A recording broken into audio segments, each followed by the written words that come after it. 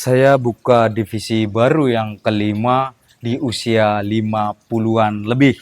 Di usia 50-an kebanyakan orang sudah mulai melambat, tapi saya tetap bergerak. Ini bukan karena saya ambisius, tapi karena hidup mengajak saya untuk terus bergerak.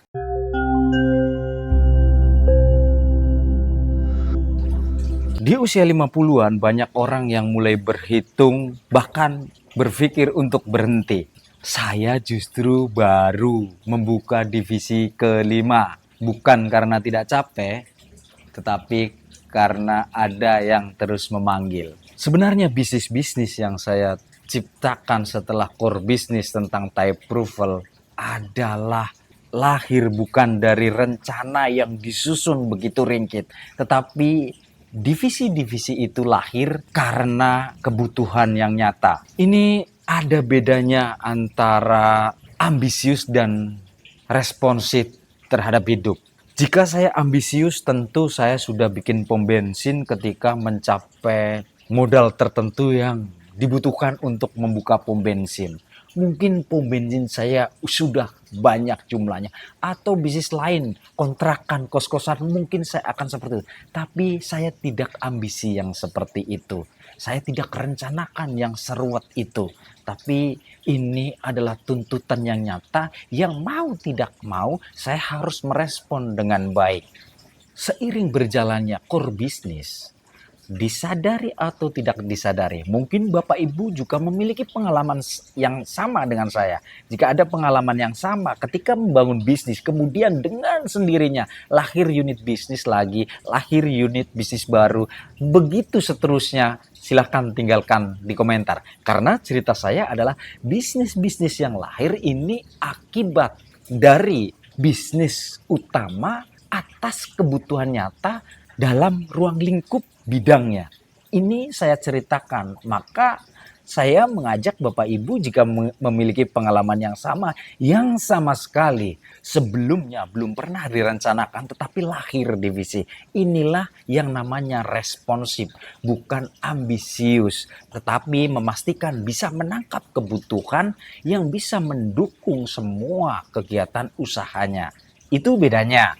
Tidak ada bisnis yang tidak capek, tidak ada usaha yang tidak membuat efek capek terhadap diri. Bahkan duduk saja capek, bahkan tidur pun capek. Ini risiko yang harus diambil oleh seorang pengusaha.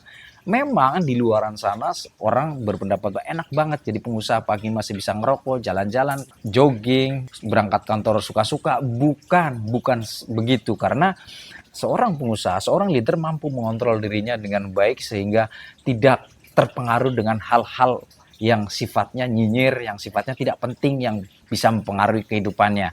Ini yang benar seperti itu. Jadi jelas capek yang tidak produktif akan menghancurkan motivasi yang ada di dalam diri seorang pengusaha. Jadi bedanya begitu. Jadi jangan sampai kita masuk ke ruang yang sangat terlihat sibuk tapi sebenarnya tidak melakukan apa-apa.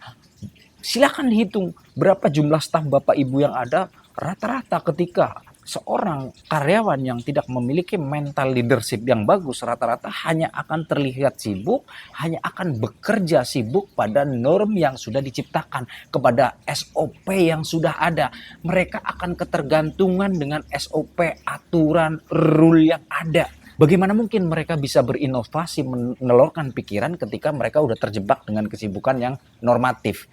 Padahal faktanya ini yang dia lakukan belum tentu berimpact besar terhadap overall organisasi. Ya ini udah takdir. Jika ingin melakukan perubahan, jika ingin mendapatkan hasil yang berbeda, ya keluar dari rule-rule yang seperti itu. Itu mungkin ada potensi. Sebagai seorang pengusaha, maka seyogianya kita mampu menghindari kegiatan-kegiatan yang sifatnya sibuk namun tidak produktif. Jangan sampai kita juga di fase tertentu ingin merintis hal yang terlihat sia-sia atau gambling tidak jelas jeluntrungannya.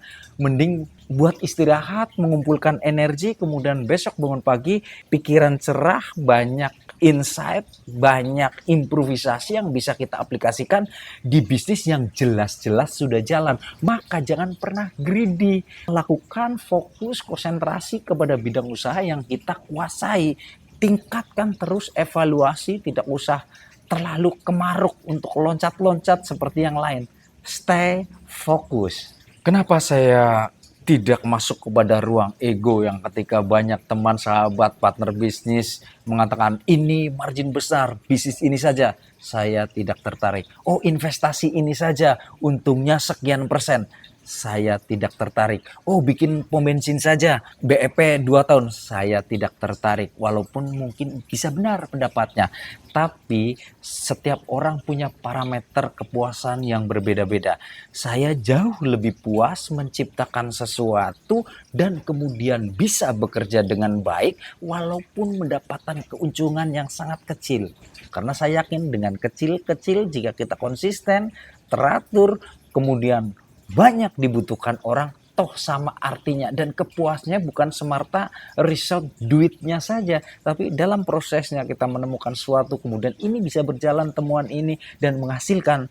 Itu adalah kepuasan bukan semata atas dasar ego, tapi atas dasar panggilan hidup, tuntutan hidup agar bisa lebih berguna, bermanfaat di kemudian hari ini, seperti legasi yang harus kita ciptakan agar ketika kita meninggal nanti ada sebuah bentuk yang kita tinggalkan dan digunakan banyak orang dan memiliki impact.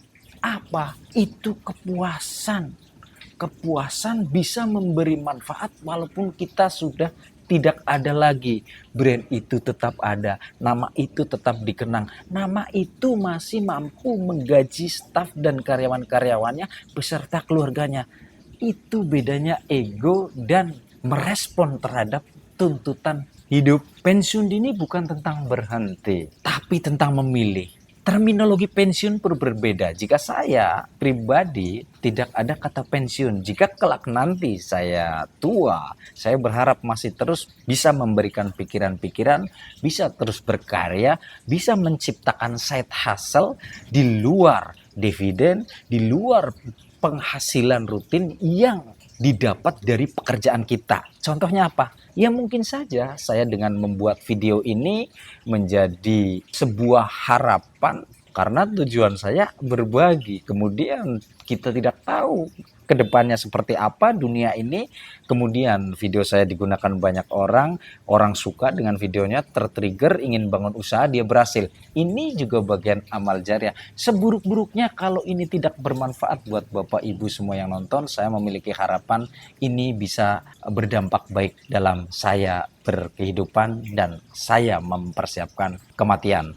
Bapak Ibu yang sedang menyiapkan pensiun dini, ini adalah tahapan di mana Bapak Ibu perlu menyiapkan mental agar sindrom-sindrom atau kebiasaan-kebiasaan yang menimpa orang-orang yang pensiun bisa Bapak Ibu hindari. Ikuti terus channel saya, insight, cerita, kisah, dan panduan nanti bagaimana menguatkan mental untuk membangun bisnis agar masa pensiun terus bersahaja. See you the next video.